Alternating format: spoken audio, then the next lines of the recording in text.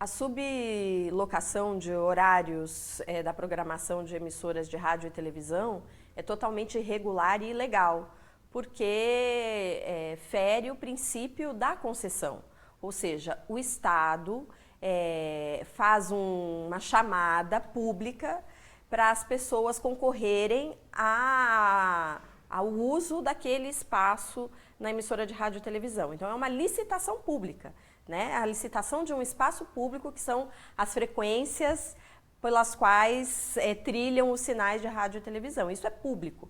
Portanto, o espaço abre uma licitação para fazer uma concessão. Essa concessão é única. Ela não pode ser repassada para terceiros, né? Se o agente econômico que foi agraciado com uma concessão pública, se ele não quiser mais utilizar aquela concessão, ele tem que devolver aquela concessão para o Estado. Ele não pode sublocar e tampouco transferir essa concessão para terceiros. Então, essa é uma primeira irregularidade. Tem um jurista muito famoso, que é o Celso Bandeira de Mello, que ele diz que as concessões são, elas são especialíssimas, elas são únicas, né? E, portanto, não podem ser transferidas. Então, essa é uma irregularidade. A segunda irregularidade, você obter, auferir lucro com a sublocação de um espaço público. No momento da licitação, da concessão, você até paga um valor para o Estado brasileiro para usar aquele espaço por 20 anos, no caso da televisão, e 15 no caso dos rádios. Agora, eu não posso, usando esse espaço, que é um espaço privilegiado, porque é limitado, translocar para terceiros e, com isso, oferir lucros. Tem cifras do mercado que dizem, por exemplo, que as igrejas investem até R$ 1 bilhão na compra de espaços de emissoras de rádio e televisão. Então, ou seja, o concessionário está ganhando dinheiro sublocando uma coisa que é dele, que ele não poderia sublocar, né? E a terceira questão é que está expresso também no Código Brasileiro de Telecomunicações e em outras legislações que nós temos para a área, que o limite máximo para a publicidade nos canais de rádio e televisão é de 25%. Então, se eu estou vendendo um espaço, a venda de um espaço é publicidade. E se essa venda ultrapassa os 25% de uma grade de 24 horas, há casos em que há 22 horas de programação sublocada para terceiros, fere completamente essa terceira determinação, que é o tempo máximo para publicidade. Então é totalmente irregular, é totalmente ilegal, e isso acontece sob os olhos e sob a complacência dos órgãos públicos responsáveis por fazer a fiscalização, que é o Ministério da Justiça, o Ministério das Comunicações e a Anatel. O papel da mídia alternativa é denunciar essa irregularidade, né? Então, o que nós temos conseguido produzir em sites, blogs e outros veículos são reportagens denunciando essa irregularidade que ferem leis brasileiras e ferem o direito das pessoas terem acesso aos meios de comunicação, porque fica configurado que só quem tem muito recurso para pagar pode pagar. Então, vamos pegar o caso das igrejas. Quem tem dinheiro hoje para sublocar um canal de televisão, ou são as igrejas evangélicas ou a igreja católica. E como ficam as outras religiões do Brasil? Elas não têm recurso e, portanto, elas ficam fora, marginalizadas. Ou seja, isso acaba sendo um benefício que influencia, inclusive, culturalmente na sociedade brasileira, criando preconceitos ou criando outros tipos de naturalização daquilo que não deveria ser naturalizado por uma emissora de rádio e televisão. E o movimento social, aí sim, algumas organizações como o Barão de Tararé, o Intervozes, Artigo 19, nós temos aqui em São Paulo, há alguns anos, participado do Fórum Interinstitucional pelo Direito à Comunicação, que é o FINDAC, que é um fórum junto ao Ministério Público de São Paulo, onde nós temos realizado essa discussão e, inclusive, a partir desse fórum, acionado e impetrado ações contra agentes econômicos e concessionários que estão cometendo irregularidades. Então, a ação da MTV foi uma das ações que nós ingressamos, outras ações aqui em São Paulo também foram protocoladas no sentido de tentar coibir essa irregularidade. Além das ações propriamente ditas, nós temos instado o Ministério das Comunicações em várias oportunidades, encaminhando ofícios, pedidos de informação, a Anatel, perguntando por que esses temas não sofrem a fiscalização, né? A gente vê órgãos do Estado brasileiro fiscalizando de forma até abusiva, por exemplo, as rádios comunitárias, mas a gente não vê nenhum tipo de fiscalização por parte desses órgãos para as emissoras privadas de rádio e televisão, num claro favorecimento, numa clara tentativa de não mexer nesse vespeiro, que é um vespeiro, todo mundo sabe, mas que precisa ser enfrentado, né? Em particular, no caso da sublocação, a legislação vigente já seria bastante suficiente para impedir essas práticas irregulares, né?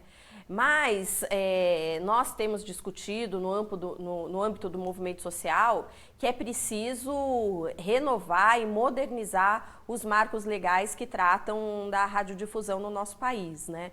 O Código Brasileiro de Telecomunicações, que na verdade agora só trata de radiodifusão, né, é de 1962, né? Então é muito antigo, seja do ponto de vista dos aspectos técnicos,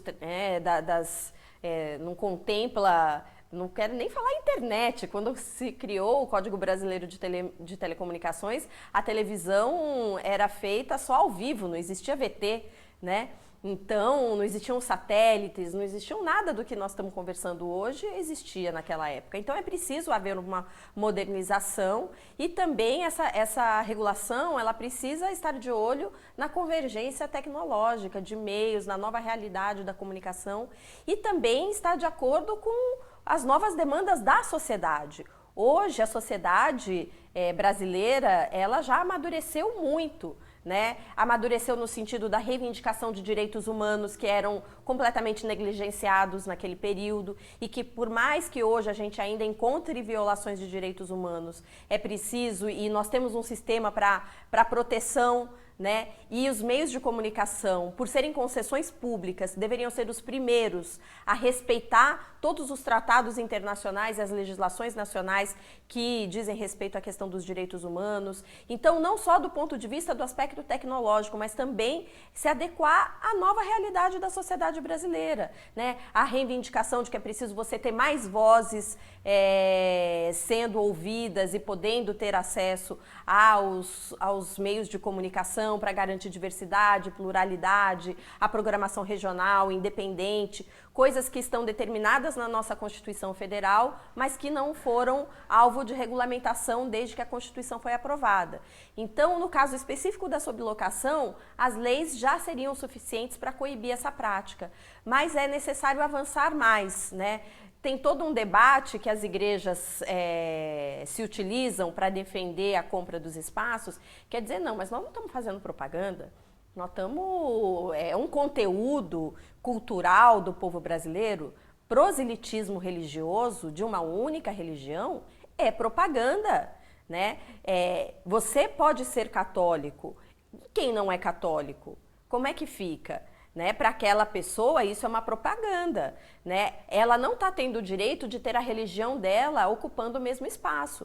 A religião deve ocupar os espaços da televisão, mas não de forma propagandística, não fazendo proselitismo, mas discutindo as diferentes religiões que nós temos no Brasil, a questão da necessidade de haver uma tolerância religiosa. Então, há muitos temas que podem ser tratados no âmbito religioso, mas culto e missa é proselitismo para aquela pessoa que confessa daquela fé. Então, debater isso também é uma coisa importante e que precisa, então, de uma nova regulamentação, de um novo debate na sociedade para a gente compreender a complexidade desses temas que envolvem a questão da rádio e televisão aberta.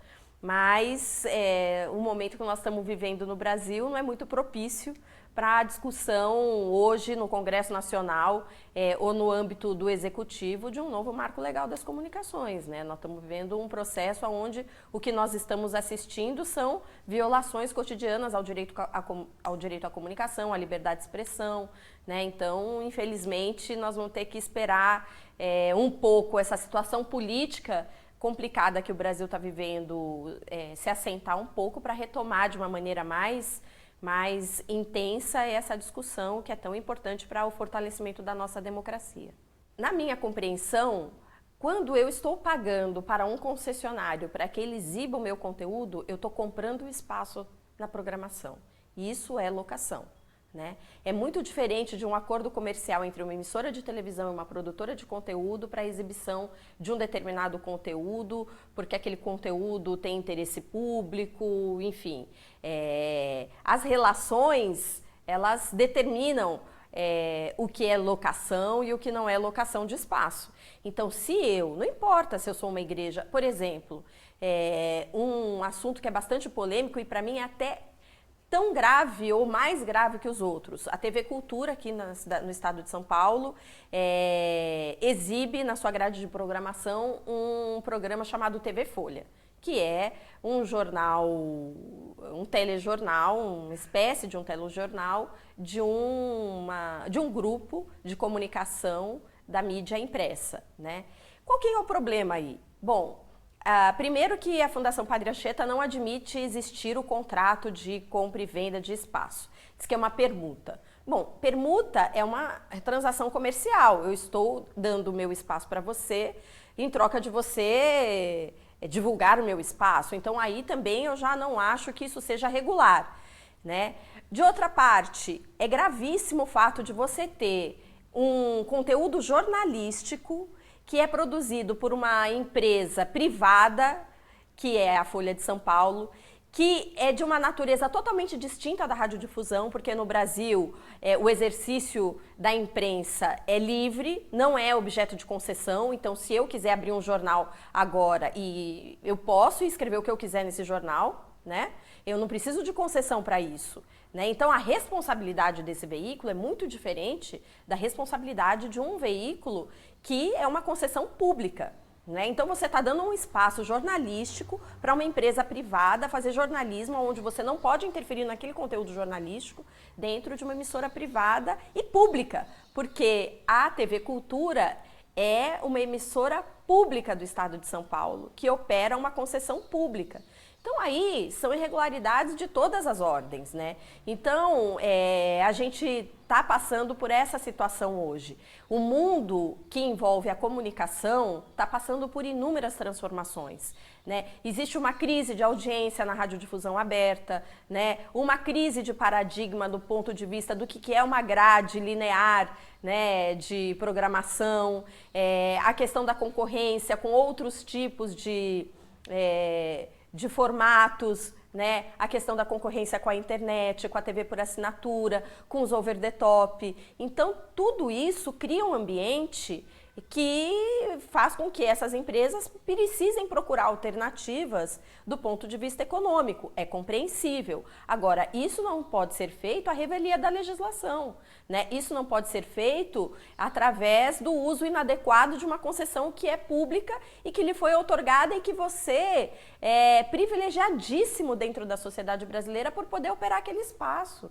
que atinge 200 milhões de pessoas, né? Porque hoje no Brasil 94% dos lares brasileiros, 95% dos lares tem um aparelho de televisão, e mais. Tem casas que tem 3, 4, você tem hoje aparelho de televisão na cozinha, na sala, no banheiro, sei lá, né, no quarto. Então, isso é uma concessão e é um privilégio que você tem de utilizar aquele espaço. Então, esse espaço precisa ser usado com muita responsabilidade por parte do ente concessionário, né? Então, acho que isso a sociedade precisa se apropriar desse debate para exigir que ela seja respeitada também no seu direito. Infelizmente, as pessoas, poucas delas, sabem que, por exemplo, a Rede Globo não é a proprietária do Canal 5, que é o canal que ela passa aqui em São Paulo. As pessoas não sabem isso.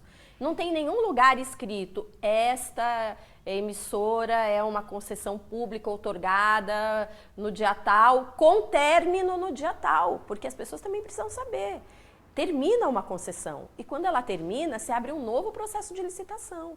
E a Globo pode deixar de existir se outro ente econômico ganhar uma licitação. Isso deveria ser natural na democracia, mas no Brasil e em muitos países, né, isso é tido como um tabu. Né? Então as pessoas precisam ter consciência e conhecimento de que aquele espaço é uma concessão pública, né? Que tem começo, meio e fim, que precisam obedecer critérios de conteúdo educacional, informativo, cultural, né? E que são amplamente desrespeitados, para além dessa questão de não poderem locar ou transferir as concessões para terceiros.